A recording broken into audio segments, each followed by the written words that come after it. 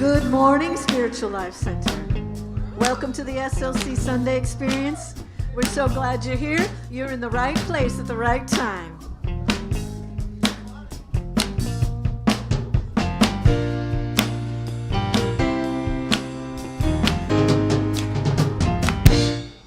I'm in the right place at the right time. I am just where I am meant to be. I'm in the right place at the right time. I am just where I am meant to be. In the right place at the right time. I am just where I am meant to be. I'm in the right place at the right time. I am just where I am meant to be. Oh, my soul is welcome here. Oh, my soul is welcome here. I am getting a message loud and clear. My soul is welcome here. Why don't you turn around and say hello to the live stream? Give it a little wave. Good morning. I'm in the right place at the right time. I am just where I'm meant to be. I'm in the right place at the right time. I am just where I am meant to be. Oh, my soul is welcome here. Oh, my soul is welcome here. I am getting the message loud and clear. My soul is, I can hear you a little louder. Oh, my soul is welcome here. Oh, my soul is welcome here. I am getting the message loud and clear. My soul is welcome here. I am getting the message loud and clear. My soul is welcome here. My soul is welcome here. Your soul. My soul is welcome here. That's right. My soul is welcome here. Oh, my soul is welcome. Oh, my soul is welcome here. My soul is welcome here. And my soul is welcome here. My soul is welcome. I am getting the message loud and clear. My soul is welcome here.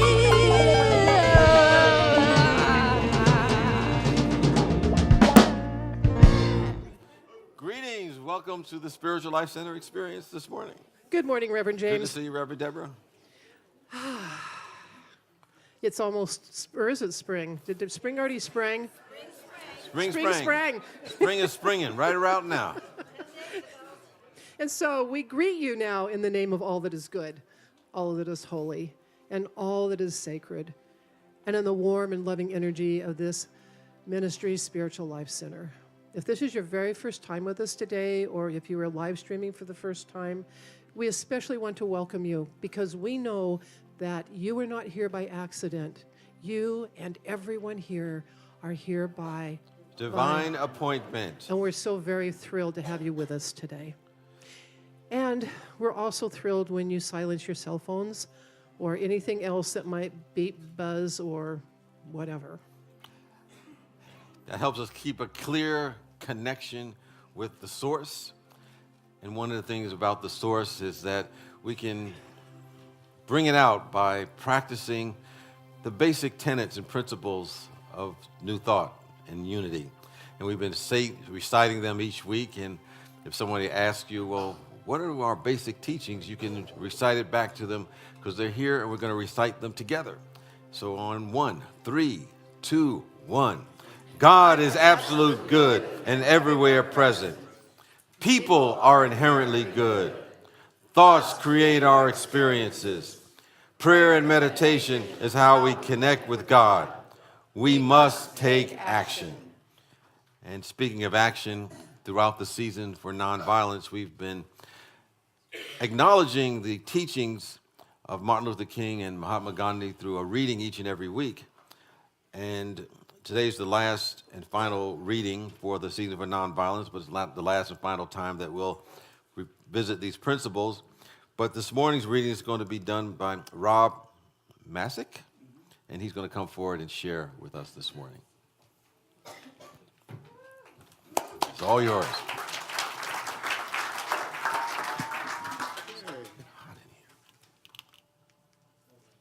Thank you very much. March 31st. Today I cherish peace, giving it freely to others. The peace I so cherish in my life becomes sacred as I behold it as a divine idea of the Creator. Peace is a precious gift of God to all of creation, and I hold it in my mind and in my heart. Yet I know that cherishing peace and holding it isn't sacred. It isn't sacred enough to change what is happening on the planet.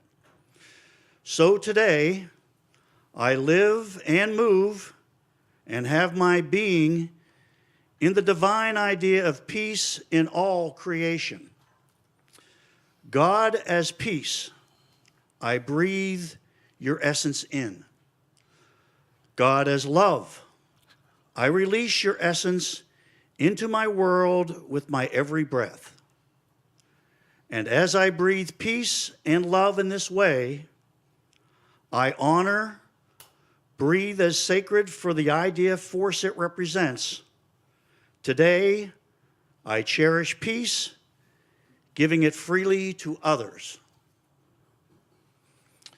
So, my name is Rob Masick, and I originally came to Sacramento about 25 years ago, actually on a wing and a prayer, so to speak. I was driving across Sacramento from San Francisco, headed to Lake Tahoe, and it was around Memorial Day weekend, and it was very balmy and cold in Pittsburgh, and I got here, and man, I saw the trees blooming and flowers, and I just said, I literally folded my hands and said, "Dear God, if you can get me a real job here with benefits, I'll take it." And so, about 6 months later, some company out of nowhere called me up and said, "We got a job for you, and we're starting a whole new company. And you're the guy. You already did it once. Come, please join us. But it's in a place you don't want to be." And I said, "Oh, no. Where's that?" He said, "Sacramento, California." And I said, wow. I knew right then and there that I was destined to come here. Of course, I came here. They flew me. I said, "Fly me there. Let me look at the place." They did. I flew, walked around, did everything. I said, "Hey, I'm here, but I don't think it's enough money. I think you need to give me more." I figured I'd push it a little bit.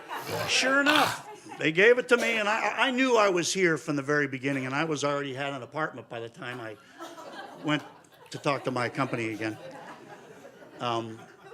So then, after being here for a few years, I was seeing someone, and she wanted to come to church downtown somewhere, and I said, "Okay, let's just go. I'll go wherever you want to go."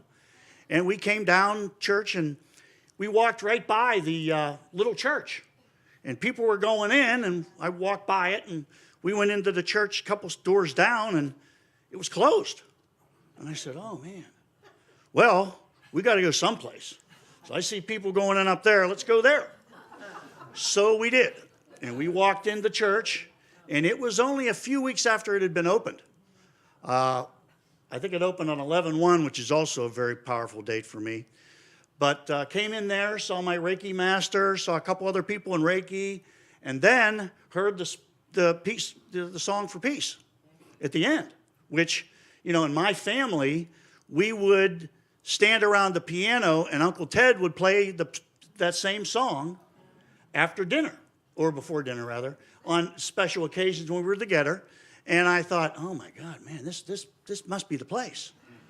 I'm going to come here." And my intuition finally kicked in, and I continued to come back, and I've been a member of the church now for quite a few years.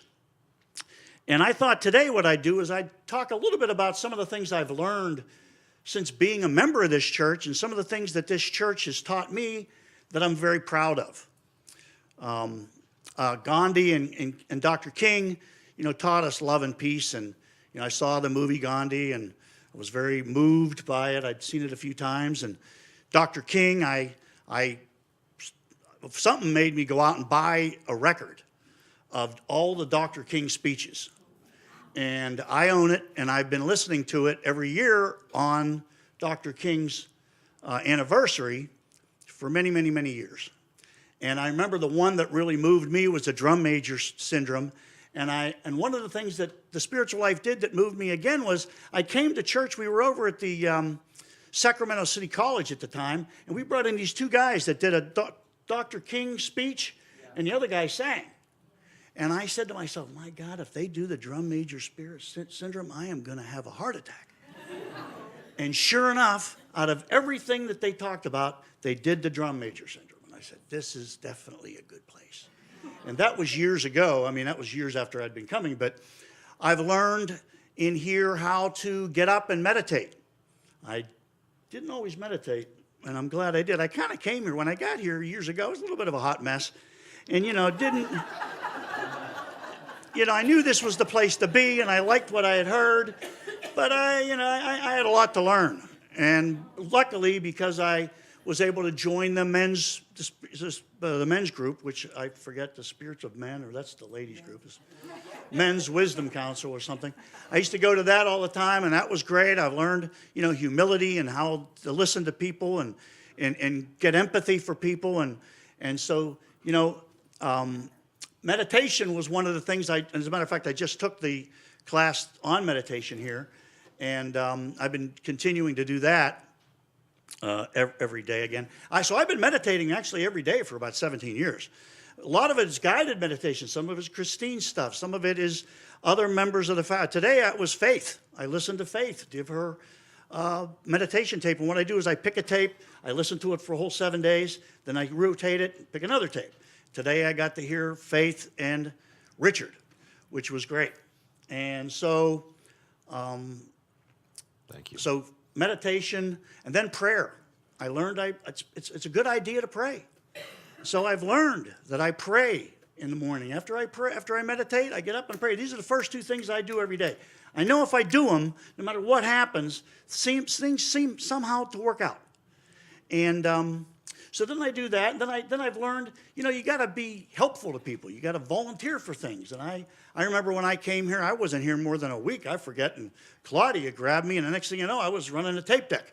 And I was selling tapes, and I did that for many years, and, that was cool. And so I learned service. And service is a very big thing that we espouse to follow here. And, again, I don't think I was in tune with that when I got here.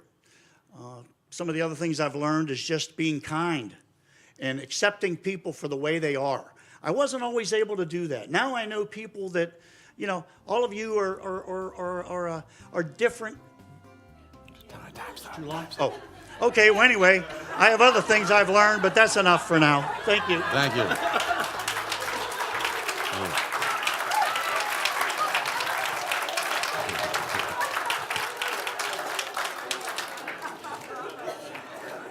We have a lot of learnings here.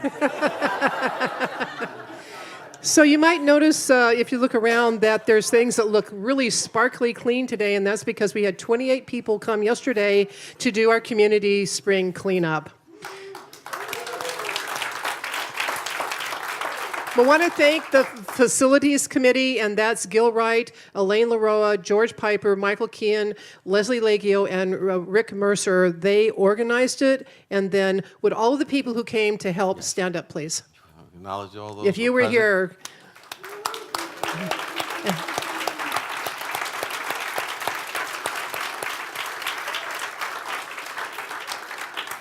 And we have a little video to go with this.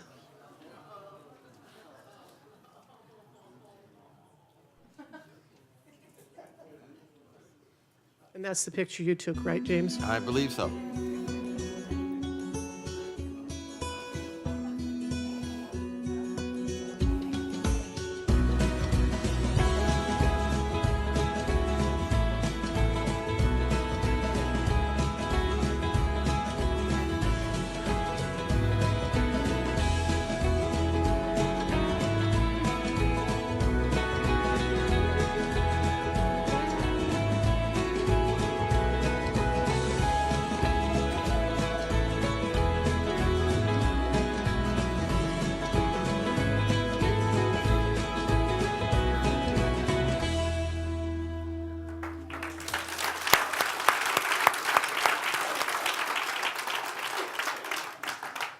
And this Wednesday, we're back to our regular schedule. So we have the drumming circle, the Afro-Caribbean drumming circle with Dominic Garcia. He gave up his spot last month for Ash Wednesday. So we're back on schedule. And then if the drumming is a little too enthusiastic for you, if you just want a conversation, over in the chapel, I will be holding a spiritual exploration event. So come and join us. We are switching to salad this month, it's tomorrow. Tomorrow's April, salad. So, so the salad's at 6 and the service is at 7. Wonderful. And just a reminder that for those who get the newsletter that comes out usually on Wednesday, will start coming out on Tuesday. I think it already started or will start this week. So just be on the lookout for on Tuesday. And also, if you want to know the activities that are taking place during the spring, we have a spring calendar that lists the services coming up, the classes, and so forth. And I believe that is in your bulletin that has information there about that. In addition, we wanted to bring an update on what's happening with our social media and promotions and advertising. And we have Celia who's going to give you an update on our website. Thank you. If you haven't already checked your Instagram account, which I'm sure you do every morning when you wake up and you're just like, what's going on Instagram? We've started a new thing called James's Socks, or James's Sunday Socks, and that lasts for 24 hours. If you want to see that, log on to Facebook, and it's there with all the glitter. We also have sushi socks. Yeah, sushi socks. It's a thing now, socks at SLC we got our on Sunday. socks, different colors, rainbow socks, whatever. So part of our marketing initiative actually has been to get a new website, which we are really excited to share with you, which will launch on Tuesday. It's going to be really open, light, and bright, and more particularly welcoming to any newcomers who may be interested in our community. The goal was for everyone, not just the community, to be able to utilize the website. What I would personally like to invite you to do on Tuesday is take a look and actually join our Friends of SLC community portal. What's great about this is that it's an online forum that allows you to have communication within our congregation without having to be a member of social media. We have a lot of folks who, I'm not a fan of Twitter these days. I don't know about you guys. And so you don't have to log on and communicate that way. You can actually do it from within our website. And then, of course, we always welcome feedback. So if you have any questions about it or concerns, reach out to me. That would be media@slcworld.org. And that information will actually all be in our upcoming newsletter on Tuesday. So please join us, Friends of SLC. Thank you, Celia. And also just a reminder that today's the last day you can take and sign up the early bird rate for the Feathers of Freedom camp that's going to be taking place this August. It's a great way to unplug from the hustle bustle of life and step into a simple as well as fun camp, an experience that is available for everyone. Those are young at heart. We invite you to be part of that. I believe there's some information on our website about that. And the Legacy Living series kicks off with the first offering, Myths, Lies, Opportunities of Aging, facilitated by Lorna Shevland. And it promises to offer many ways that life can be enriched at any age, especially those over or after 50. And I don't know anybody in this room who has that, but see? Just, close. So see your insert for full details and look for more workshops and classes that support your living to your highest and best. And speaking of living to your highest and best, if you want to incorporate a little bit more of these principles that we speak about every week, I'm going to be facilitating a class called Truth Principles for Modern Living. And it's one of those classic books based upon the classic book Lessons in Truth, and brought up to speed with some of the new spiritual technology that's available. So if you'd like to be part of that, I invite you to be there. It was one of those teachings that really helped me when I was going through my own dark night of the soul that made a difference in my life. And making it more modern. Yes. And Dr. Gary Simmons is going to be with us next week. And Friday, April 5th, there's going to be a question and answer session. It's from 6:30 to 8:30, and you can come and talk to him and ask him questions. And we really are interested in your feedback because that adds to our evolution. So we'd love to know that you're attending. Please register online or in the courtyard, and it's free. We just would like to know how many people to plan for. And we also would like to have, I think is George here? Yes, he's going to share a message from our Board of Trustees regarding the opportunity to serve our community in a bigger way. So welcome George, who's our treasurer and member of Spiritual Life Center. Good morning. Good morning. Well, I don't have any kind of fancy socks that anybody's going to want to look at. And I certainly don't have Rob's gift of gab up here without notes. But I do want to talk to you about becoming a board member. As most of you know, we are looking for new members. What you may not know is today is the last day to apply. You have up till midnight tonight online to apply. Now, I could stand up here and talk about what we do as a board, but that is what I call the surface stuff. The real effect of being a board member goes much deeper. And I want to talk to you about what I consider to be the most important reason to be of service, in particular as a board member. It's about what you receive back from being of service. It speaks to our mission of transforming lives and moving into another level of consciousness, and a consciousness that is in alignment with the truth of who we are. If any of you have experienced some of what I have experienced on the journey of transformation, such as a few bumps in the road, a hurdle or two to jump over, maybe a few walls to break through, I urge you to consider being a member of the board. And here's why. As we do what is ours to do as board members, some interesting revelations about ourselves may appear. Some challenges that spring forth as a board member may mimic some challenges in your personal life.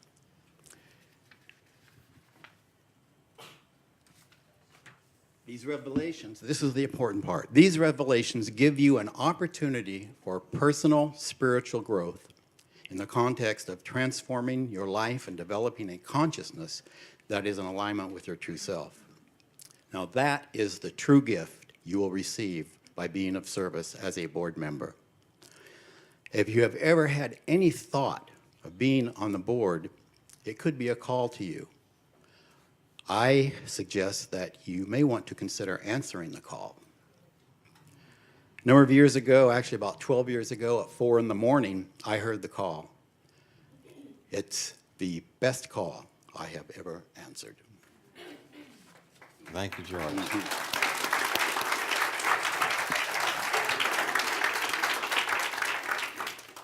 There you go. You want to see the other page? That's copyrighted, so I have to. Well, in addition to board members, there's some other people who have been of great service and are of great service to Spiritual Life Center. And I want to acknowledge them now. They're ambassadors, our prayer chaplains, and any other board members that are here this morning.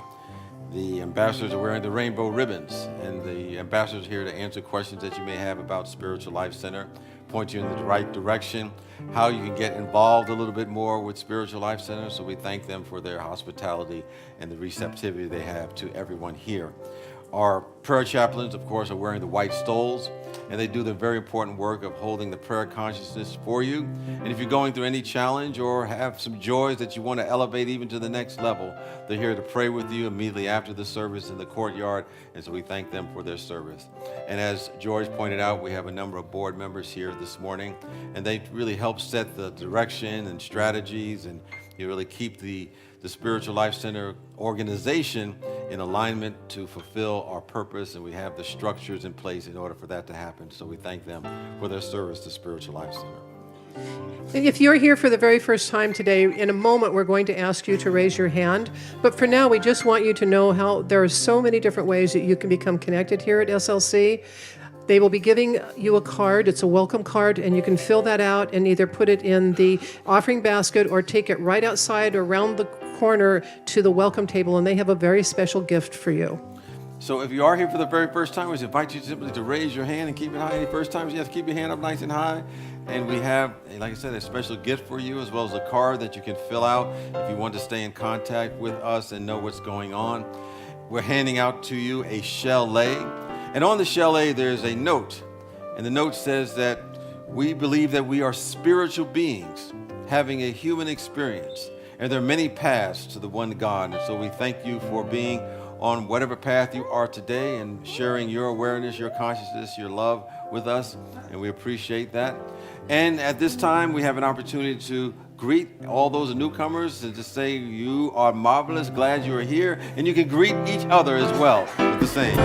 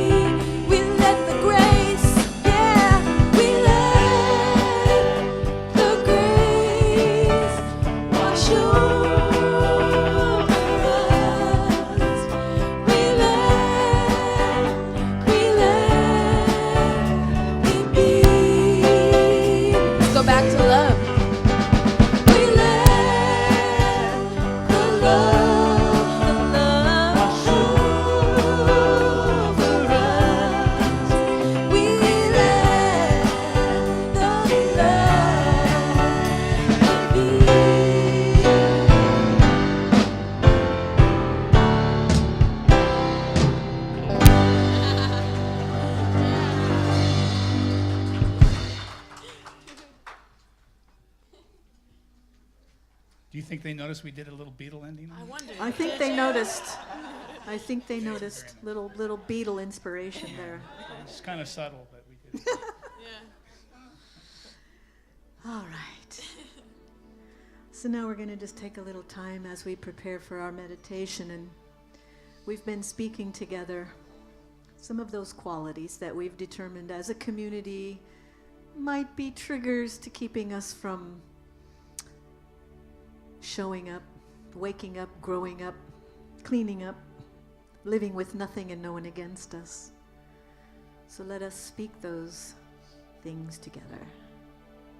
Please have compassion for us when we are being not enough, distrusting, grieving, blaming, powerless, or fearful, because this is who we have come here to be.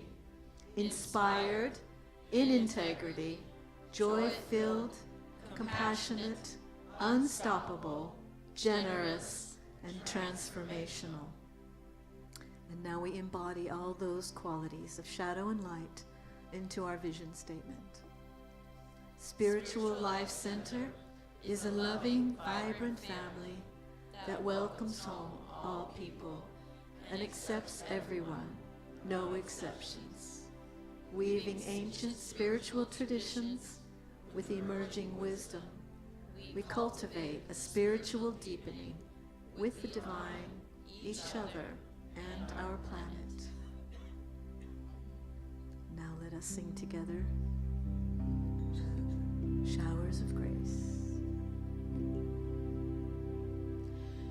Showers of grace, endless ocean of joy, pour into you, into me. Washed in pure love, the Sacred Heart reveals,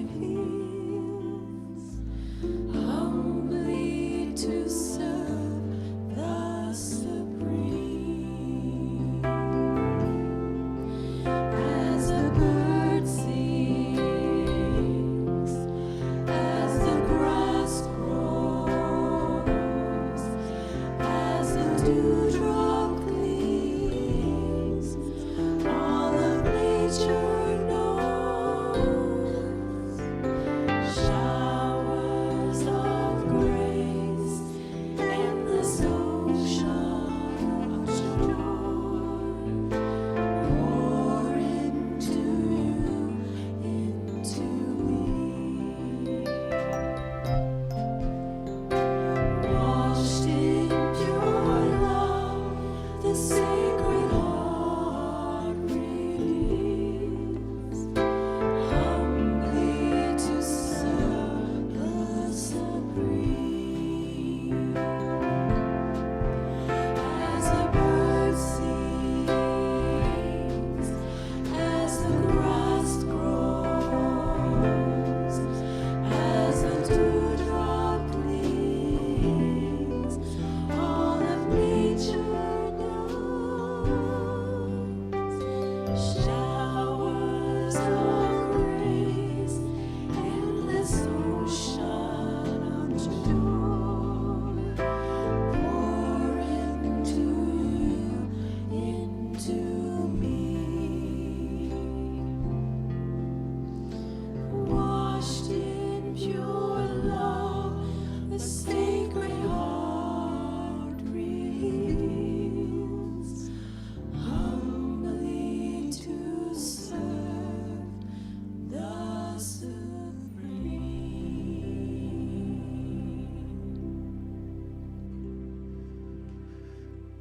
Take a deep breath and slowly exhale. And as you breathe naturally, just allow yourself to relax. Feel the tension dropping from your body. Settle into your chair.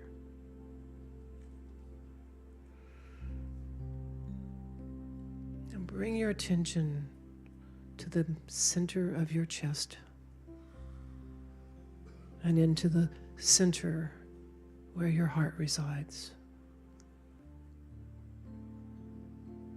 And taking another deep breath, allow your consciousness to lighten and drift. Allow it to drift into a light daydream that will take us on a sacred journey. You find yourself standing in a room facing an open door, and you're looking outside. It's a beautiful garden out there, and you want to explore it, but it's very cold. But because this is a daydream, a coat hangs on a hook right next to the door. And so you put the coat on, and it feels really heavy, but You think that's good because it will keep you nice and warm. As you walk through the door, you notice that there are 3 glowing altars set in a triangle around the garden. And as you begin to walk around and toward the first altar, you realize that this coat is very heavy. It hangs on your shoulders, and it almost feels like a burden. Wondering what's making it so heavy, you pat the coat, and you discover many, many pockets, and each pocket is filled to overflowing. As you reach into one pocket, you pull out a book. It's full of photos, letters, moments. And as you flip through the pages, you find that they all represent events from the past. And it is so heavy, it takes up all of your attention and all of your energy simply to hold it. And so you walk up to the altar and set the book down. And a voice comes and says, "This is the altar of release and forgiveness. If you place the book here, it will transform into guidance that will lead you forward.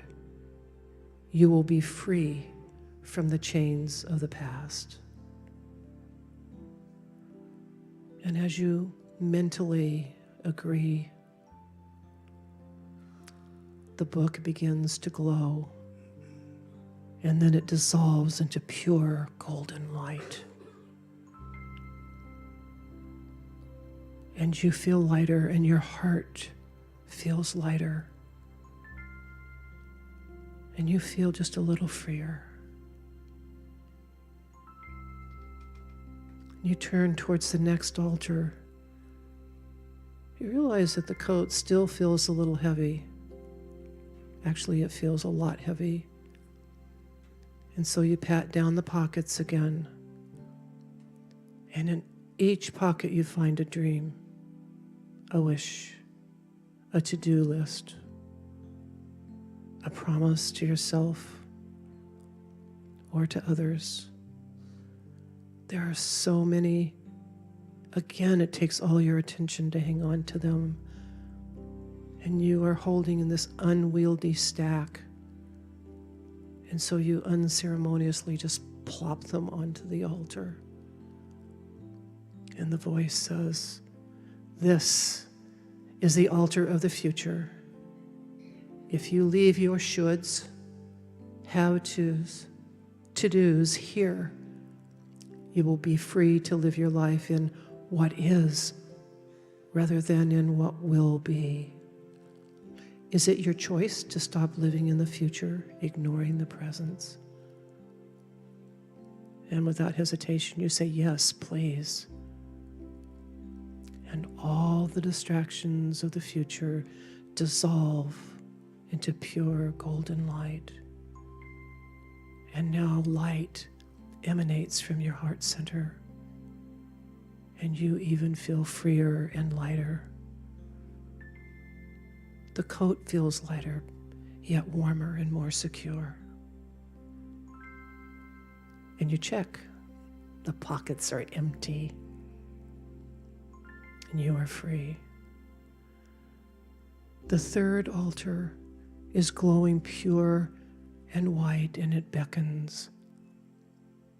And now you understand the only thing you have to offer is your pure, innocent self. You can offer your own light. And so you walk up to the altar and lay your hands on the altar. Allow your light to merge with the altar.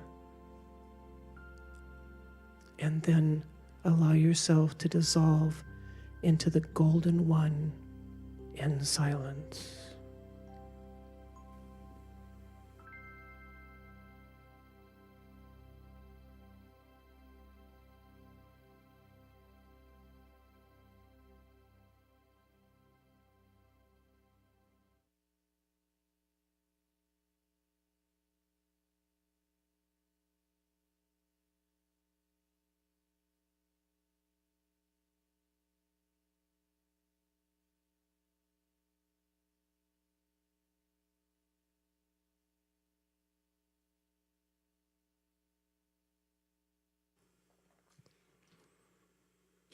You are light, and you are love, and you are clear and free. And as you take a breath and begin to come back, becoming aware of your body, receive this blessing. Oh, my beloved, in releasing the past and the future, you have chosen to live now. Your burden is lifted, and you walk free and easy in each moment.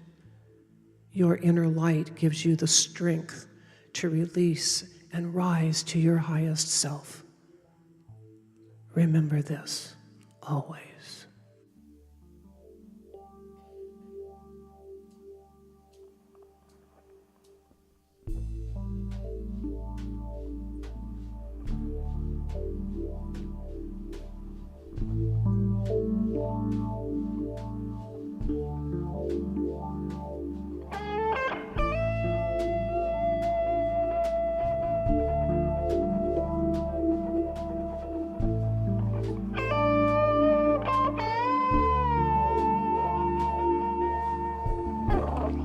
What happened to my heart?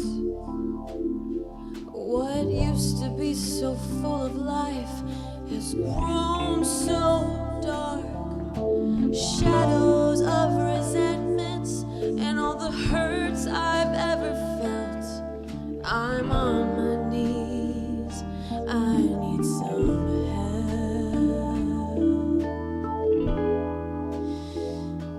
Give me strength. Please help this dying heart to live.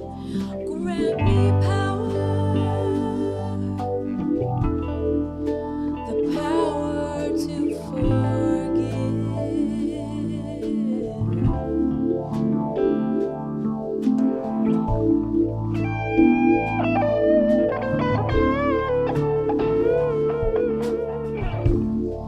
What happened to the peace? I used to feel contentment deep inside of me. Now there's hurt and anger eating at my soul. I've got to find a way to let it go.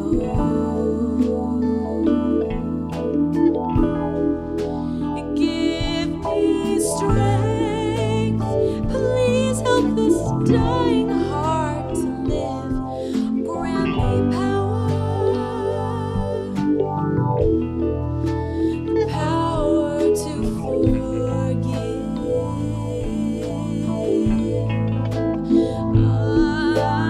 I will not forget, but with forgiveness I just might find a way to let love in and heal my life. Give me strength. Please help this dying heart to live. Grant me power. The power to forgive. Please help this dying heart to live. Grant me power, please. The power to forgive. The power to forgive. The power to forgive.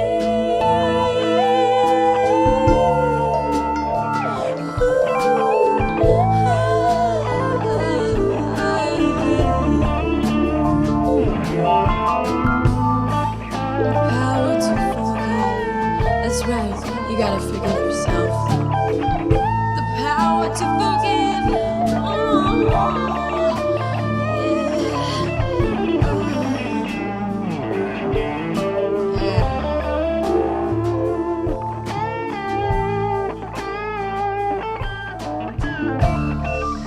The power to forgive.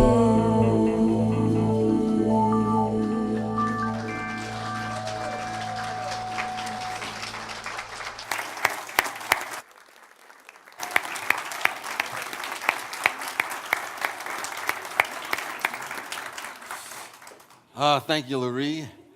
You know, Laurie shared earlier, was the reader this morning, and she shared, among other things, that Ann had invited her to share and to sing.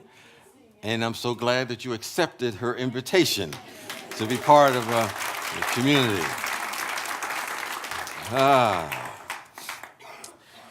we've been working with this theme for the year to coincide with our idea of this mission-centric ministry, a Q process of waking up and growing up and cleaning up and showing up. And I was always trying to fit talks into this theme and try to make it, sequential. But I realized it's non-linear.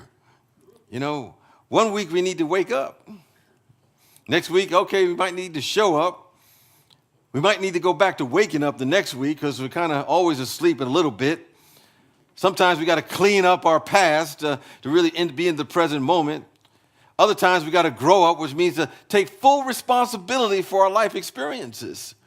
So they come and they go. So I decided to let go of the idea of having it sequential. Just whatever needs to come up, comes up. Someone asked me this question once: what does God want? Yes, good question.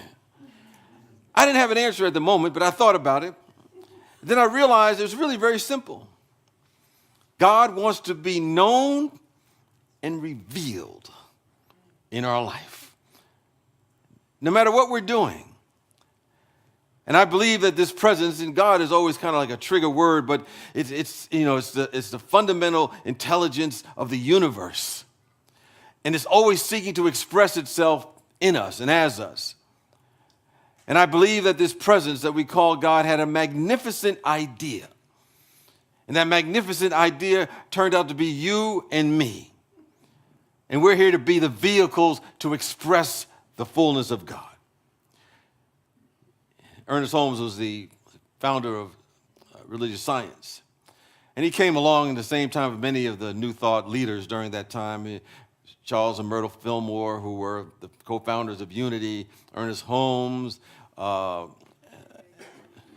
Baker, and all of them studied probably under Emma Curtis Hopkins, was one of the major teachers during that particular time.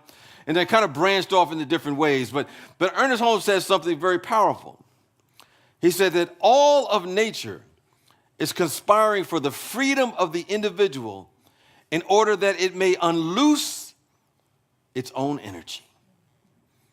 It's conspiring for our freedom. And I believe we begin to loose that energy when we begin to capture the spiritual ideas, the spiritual principles, which is nothing more than the currency of this great universe. Ideas are the currency.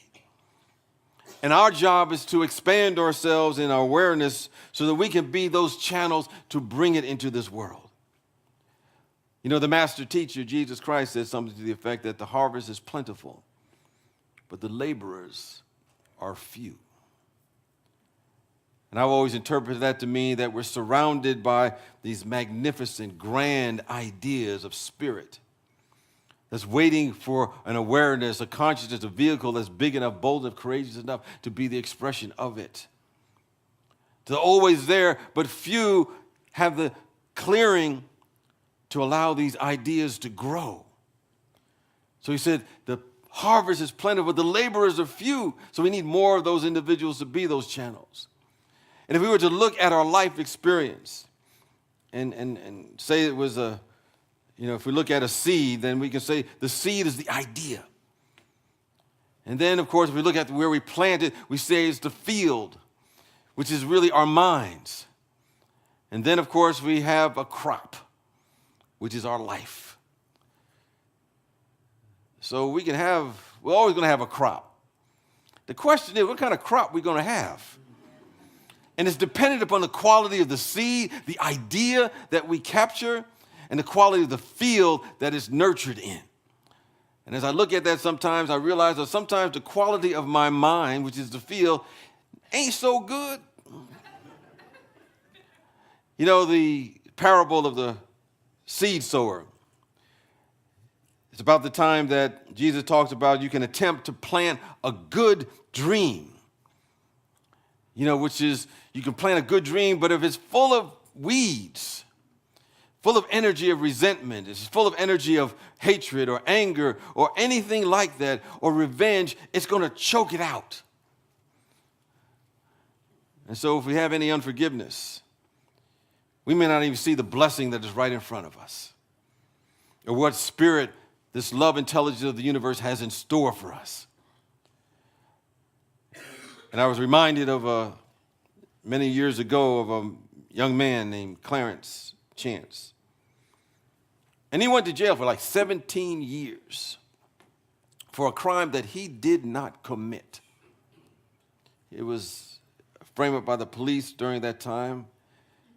And he knew that, one day somebody's just going to unlock the prison door and he was just going to walk on out. He just knew that one day it was going to happen. And every day for a week, a couple weeks, a month, never happened. Well, it just so happened after a lot of legal wrangling, it was determined that he was falsely accused and he was released. But after 17 years. And interesting, when he came out, he was peaceful. He had a sense of contentment to his life. He was centered in this presence. And he was being interviewed by a reporter, and he said, "This is incredible. You don't have any trace of anger or resentment or bitterness, yet you were unjustly imprisoned for 17 years. And he said, "Oh no. I was in prison for 3 years. Because those 3 years I was filled with resentment and anger and bitterness and rage. I had an unforgiving heart.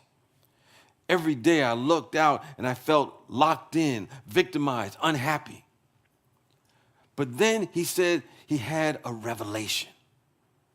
And a revelation is when a God idea, a universal idea, breaks through us.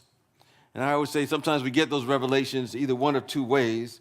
Either we get them through pain, when we get hit by the cosmic 2x4, or we get them through insight. I'm trying to get more of mine through insight today and less through pain, but the pain still comes. But anyway, he had a revelation that he was made in the image and likeness and out of God, and this presence was pleased with him. And he said after 3 years of being in resentment and rage and unforgiveness, he got that if I am here, must be where God's glory is supposed to show up for me. So every day he got up. He began to express these divine ideas, began to express these qualities of joy and acceptance and forgiveness to the best of his ability. And he began to do a lot of inner work. And he took seriously what the master teacher said, that we have to go within and change our own consciousness where we have any beliefs that are not in alignment with these divine ideas. And so he asked himself this question: where do I have any beliefs of injustice? Where do I have any beliefs of unfairness? Where do I believe any of this stuff and therefore have a resentment and unforgiveness that does not give me any peace? And he began to ferret out all of those things within himself. And I think we have to do the same kind of inner work and release the negative energy that no longer serves us. And he saw a new vision for himself after those first 3 years. So those last 14 years, he worked with other prisoners and teaching them the truth of who they really were. And many of them came out of that incarceration new beings, in awareness that they were expressions of something good. And so when they finally got out of the prison, they were free, but Clarence Chance said he had been free for 14 years, even though he was still behind the walls of a jail. I think when we hold any resentment or suspicious minds, we miss the divine ideas and the opportunities that this presence is knocking on our awareness with. Because the negative energy is drowning out and blinding us from seeing it. So there are a lot of people who are outside the walls of a jail, but they're still in prison because they do not see the world that God has created. They only see their limited thinking. You can't really escape a jail if you don't know you're in one. And some people are in one and they don't even know it because they're holding this negative energy that is keeping them restricted. The co-founder of Unity, Charles Fillmore, said that if you try to free yourself while holding another person in bondage with condemning thoughts, we cannot demonstrate our own freedom. So we're talking about clearing the field this morning, clearing the field of innocence, so we can live the life that we really want. Because it's God's good pleasure to give us this expanding good, but we sometimes block ourselves. So we have to do that inner work, and all the work is about ourselves. I don't know about you, but there's a lot of people think that, well, I'll be happy, life will be okay. If those people over there would just change, everything would be okay for me right now. But as someone said, there are enemies within our own household. You know, if we're harboring any sense of unforgiveness or resentment, we're cluttering the field of life. We're choking out the dreams of our heart. And that's why I believe a lot of the avatars in Jesus focus a lot on forgiveness, because we'd stop the blessing in front of us if we don't. I don't know if you ever had this experience of cleaning up your home or your office, which I need to do right now. And we start discovering things. Suddenly you discover things that maybe I've been looking for this for a long time. I didn't know it was there because it was behind all of that stuff. And then all of a sudden I say, oh, here it is. It wasn't lost. It's been there all of this time behind all of that stuff that no longer served me. And I think in the same way, if we hold any kind of resentful mind or suspicious mind, we miss the ideas that the universe has for us, that's knocking on our consciousness, because the energy of negativity is drowning it out, is blinding us from seeing it. I believe the authentically empowered person is one who forgives. And it's not a moral issue like, oh, I need to forgive so I can get some sort of blessing from on high. No, it's nothing like that. I think God doesn't even give a hoot. Almost said something else. Doesn't care one way or another. No, it's not a moral issue. We're not trying to get some favor from on high. Forgiveness is an energy dynamic. It simply means that we no longer carry the baggage of an experience. It's no longer holding us back.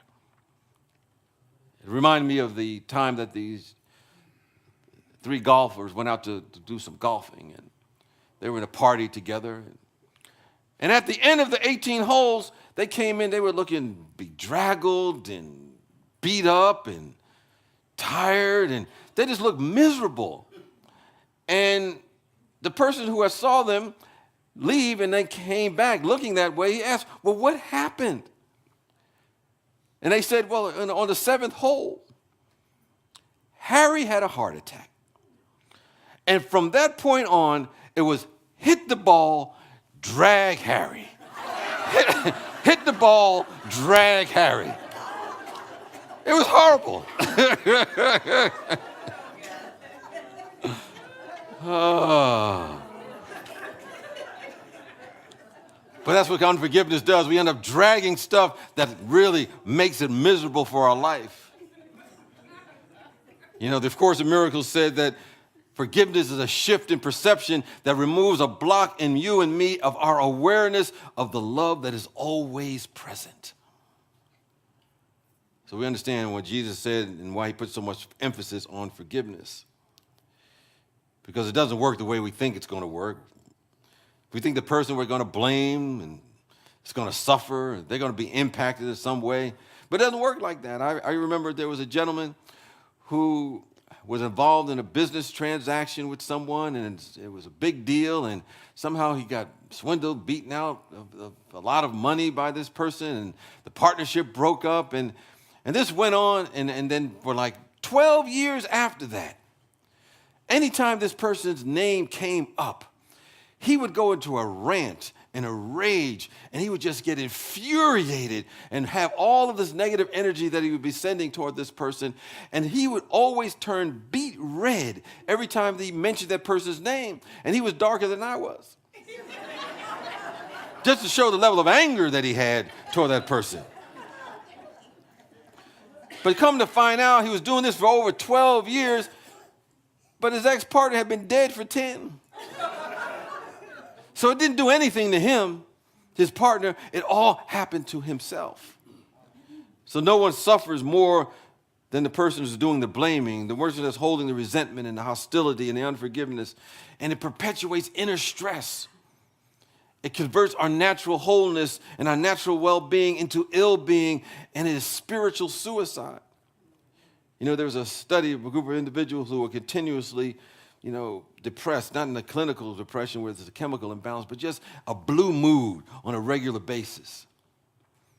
And they said that they were afflicted with something deadlier than ordinary pressures of everyday life, that they were victims of their own resentful thoughts. So sometimes maybe a person will spend a whole lot of time and money trying to figure out, why they're in the state that they're in. But they're forgetting they're spending a lot of their day fantasizing revenge, indulging hostile thoughts toward people or institutions or governments, whatever the case may be. And a lot of times the people that they're thinking about, they're not thinking about them at all. They're going on their jolly way. They probably have even forgotten who you are. And all the while we may be holding that negativity and we're thinking about all the things that are happening to our life, and we think we're the only one. You may say, God, why is this always happening to me? Or we may think we're the chosen one. God is picking on me again. No, we're doing it to ourselves. The Buddha said something to the effect that desire affects perception, which is simply another way of saying that the energy that we hold affects what we see. Like I said, there could be a perfect divine idea, an opportunity in front of us, and we will not see it. And like I said, forgiveness is not for the other person. It doesn't affect them. It's always for us. And so when someone seems to have done us harm, somewhere within us, we have to find the vibration to send out some positive energy anyway, send out some loving energy anyway. Because we're always in this sea of divine love. As I said at one time, I like to say, we can never fall out of love. That would be like falling out of a swimming pool. I've never seen a person fall out of a swimming pool. I've seen a person fall in of a swimming pool, but never fall out of a swimming pool. So we can't fall out of a swimming pool. So we can't really fall out of love. I think the question is, are we going to swim in the shallow or the deep end? Once we swim in the pool, which means that we're made in the image and likeness, and out of this presence we call God, our mandate is to swim in the deep end. But most people want to swim in the shallow end. The shallow end means that I'll only love those people that I like. I'll only love and agree with those people that agree with me. The ones that are on my side, those are the ones I'll send some energy to that's positive. I will only send positive energy to people who know that I'm right all of the time. But we're called to go to the deep end, to love those who persecute us and spitefully use us, that don't agree with us, who may not be on our side, but there's only one side, and that's the side of pure spirit. And so that love on the deep end includes everyone, which we help purify the field around us. That person we cannot stand. It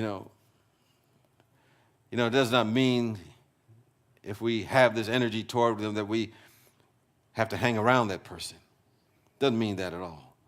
Doesn't mean we have to go out and have dinner with them and break bread with them. Doesn't mean we have to stay married to that person. It does not mean that at all. It simply means the energy, the resentment, the animosity, the separation is diminished. And we no longer hold others responsible for our own experiences. And that's part of the growing up. And it is a process. It is a way that we change perception about others who may have done things to us, people who are doing things, some institutions that we think are doing things to us, particularly other people, because I have to always remember when someone does something that's out of whack, I may not know what's going on within them. As somebody said, hurt people hurt people. It reminds me, to help remind me of this, I keep remembering this story about Willie the fish. I don't know if you know about the story about Willie the fish. I'm about to tell you. Anyway, there's a school of fish, and they're swimming in the water. Everything's looking good. They're in strict formation. Everybody's like lined up, just swimming along, and everybody's very happy with each other.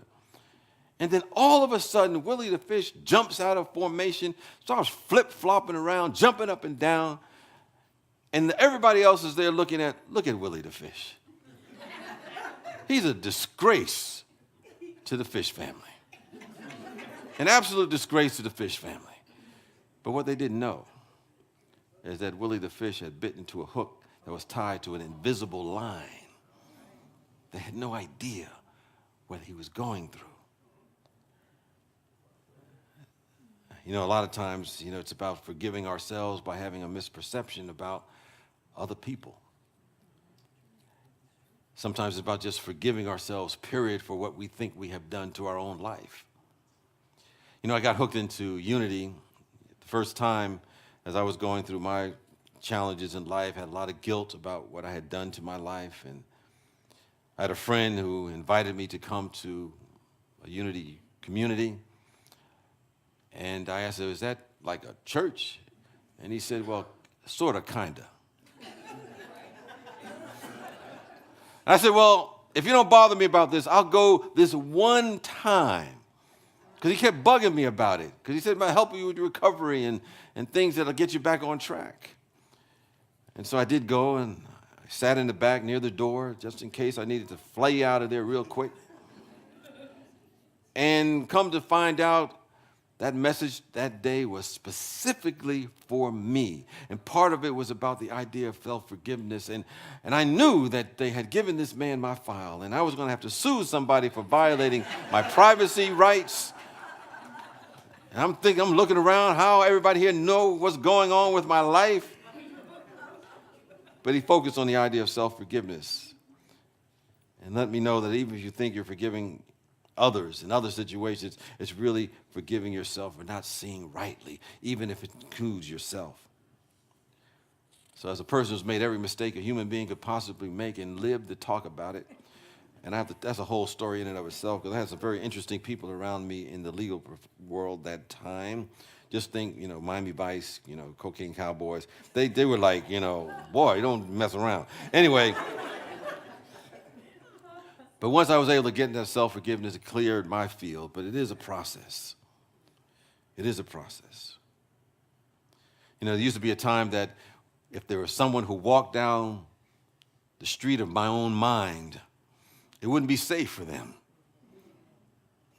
And I learned that harboring a negative energy within ourselves will reflect, in our outer experiences as well. It will reflect our life. It will reflect our crop. Because as the principle goes, as within, so without.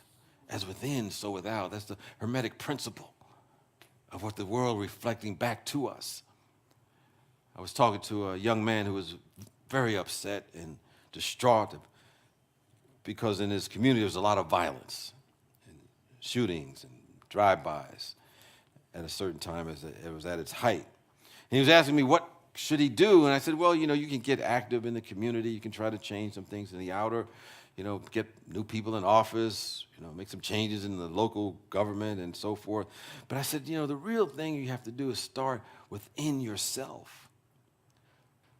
Start within yourself. And if there's some hostile places of any kind in your mind where it's unsafe for other people to travel because you're sniping at them with criticism or prejudice or them being wrong and you being right. If there's places within you that are unsafe for those people to travel, there must be a corresponding energy in the outside world, so there'll be drive-by shootings and places that are unsafe for people to travel. So what you want to do is go within and clean up your own places within your soul and amplify drive-by blessings everywhere that you go.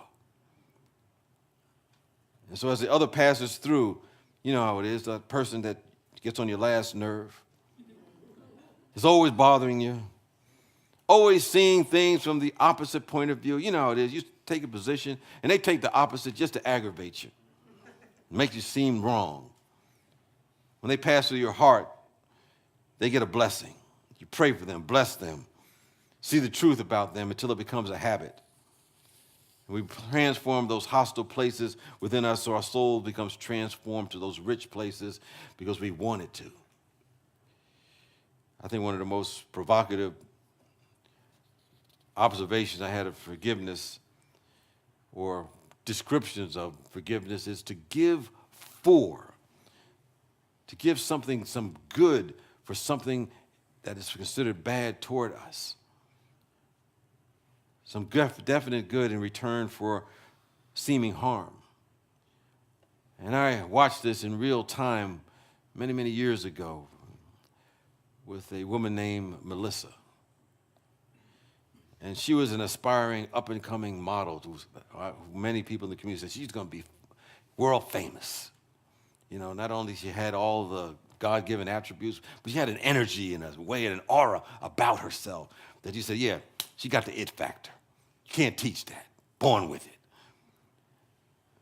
But her career was dashed because her legs were crushed in a car accident as a result of a drunk driver. And the case went to trial, and the driver was found guilty. And the day arrived for his sentencing. And Melissa, who was very, very popular, there were a lot of people there in the courtroom that day. I happened to be there on another matter. I wasn't a defendant. I mean, I was representing somebody. I've had my own run-ins with the law, but that's another story. But a lot of people came and they had their own agenda. They wanted to have revenge against this person that caused such a tragic end to her career. And on a human level, it would have been understandable. We would have understood if Melissa was resentful and angry toward the man who snuffed out her dream to be that supermodel. But something surprising happened. Something unexpected happened, at least to most of the people who were present that day.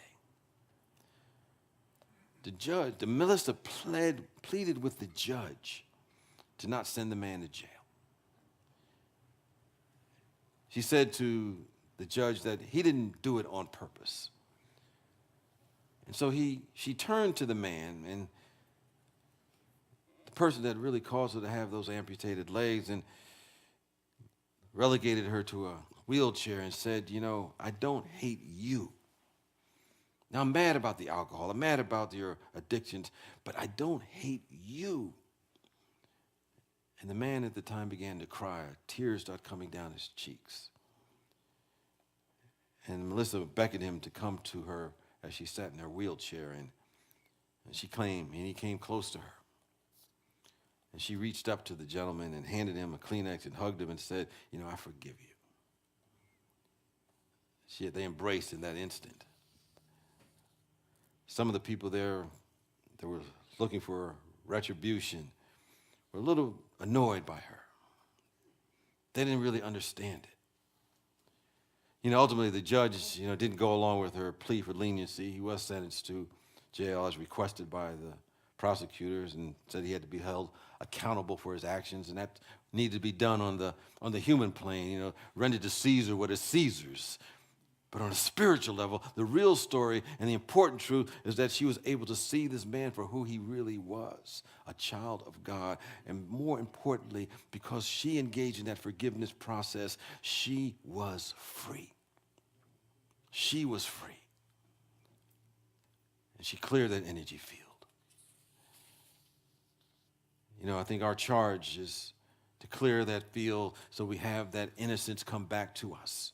Purify our consciousness so we can capture those spiritual ideas, those things that Spirit has in tune for us, and plant those ideas in our awareness so they will grow and be the activity of our life. One of the things that we give to is our Western region, which is a sub-part of our Association of Unity Churches, and they do a lot of work with the youth in the region for the Unity Churches. And in fact, I think some of our youth are there now for a leadership conference. And they sent a little, thank you note for our gift that we send every week. And it just so happened that this week they sent a note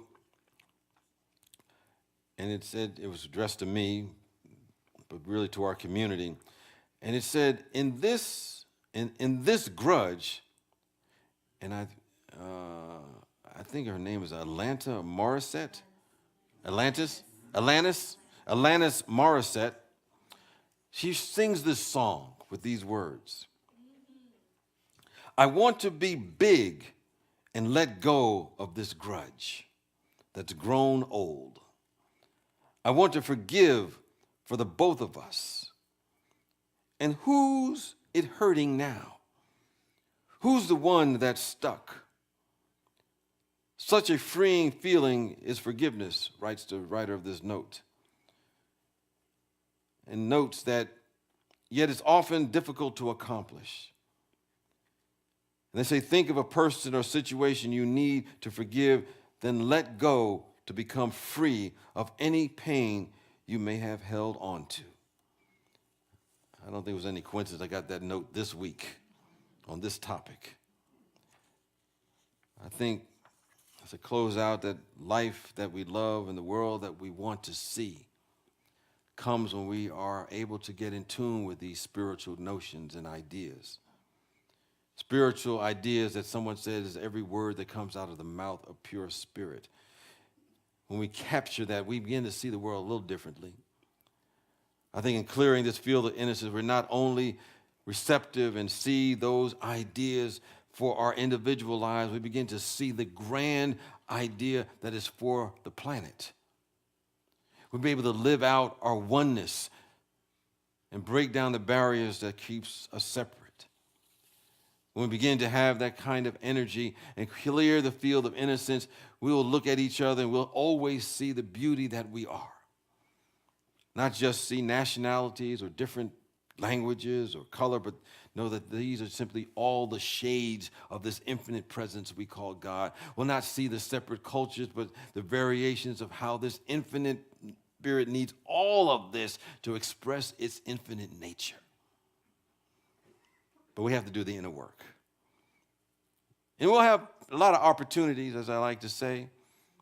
Plenty of opportunities, because, you can come to a place, any place like this, and listen to these words and say, yeah, that sounds pretty good. That sounds really nice. But then, you go outside and walk out the door. You'll get about 10 opportunities. Someone will say something to you that you do not like. What kind of energy are you going to send back to them? You'll be on the highway. Someone will cut right in front of you, right at your most aggravating moment. You'll attempt to respond in kind. You'll be in the grocery store in the 20 items or less line, and somebody have 50 items in their cart, and they know better. And we may be tempted to lower our vibration. We'll react rather than respond for that Christ presence within us. But ultimately, if we become aware, we'll simply wake up and say, what is that to me? Follow thou me. Follow the qualities of God. Send out that divine energy so we keep our energy field innocent and clear, so that we'll hear and see and feel the life that Spirit has for us. And know that the dreams that we think we are chasing, we will realize they are chasing us. But we just have to clear the field to see them. So it is. Peace and blessings to you.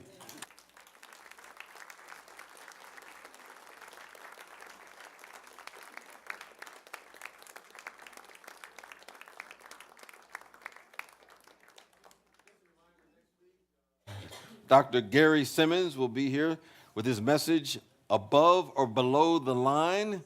And I think we got some special, I don't want to say presentations from the audience that they're planning on this next week. It's the board? Okay, they're going to do something special. Anyway, it's going to be perfect companion talk for those who are taking the Q process and unfold that in a deeper way. So I invite you to prepare for your gifts and tithes and offerings at this time. And know that you're getting in the flow of a principle that says what you give out comes back. And if you've given in any other way, know that You know, there's great things that happens when you are in that divine flow. So symbolically raise your gifts to the heavens, or just feel and sense that flow happening through and as you. And as we do, let's say our offertory blessing right now. Divine love, as me, blesses and multiplies all that I am, all that I have, and all that I circulate. Thank you, God.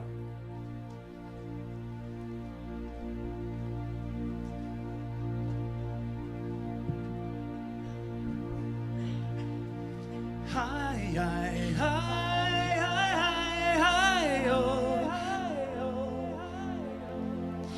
Hi, hi, oh, yeah.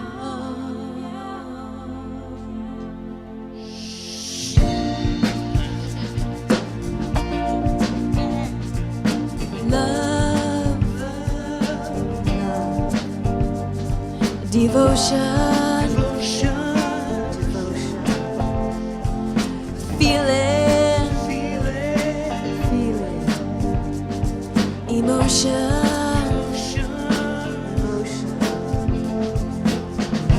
Don't be afraid to be weak. Don't be proud to be strong. Just look into your heart, my friend. That will be the return to yourself, the return to innocence.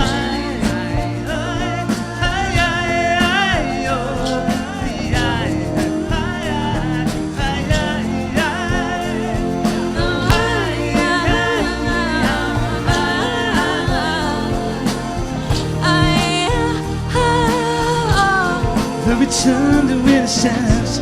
If you want, then start to laugh. If you must, then start to cry. Be yourself, don't hide. Just believe in destiny. Don't care what people say.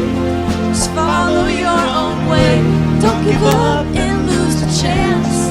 Return to innocence.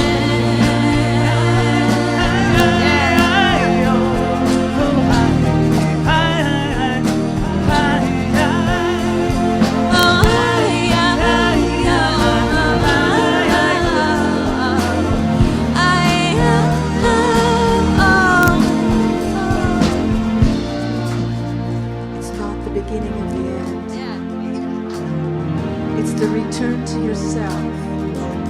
The return Take it to away. innocence.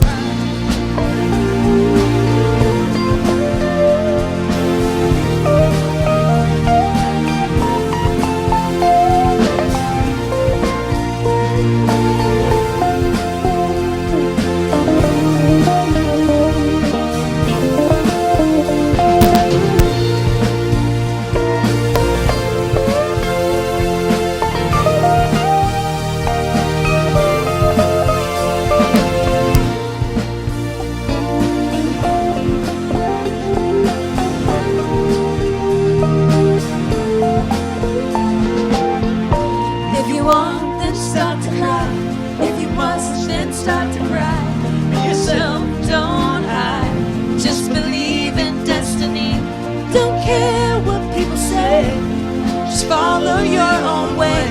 Don't give up and lose a chance. And return to innocence.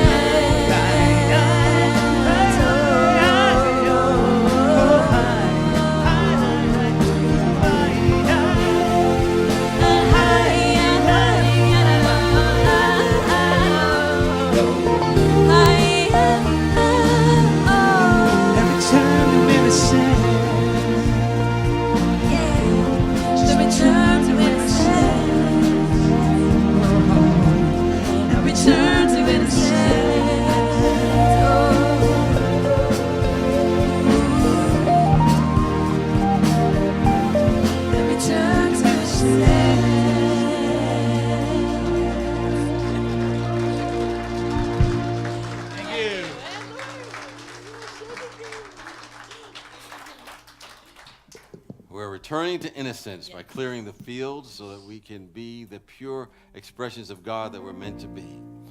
In that awareness, we bless the tithes, the offerings, and the consciousness of good that is here through and as us.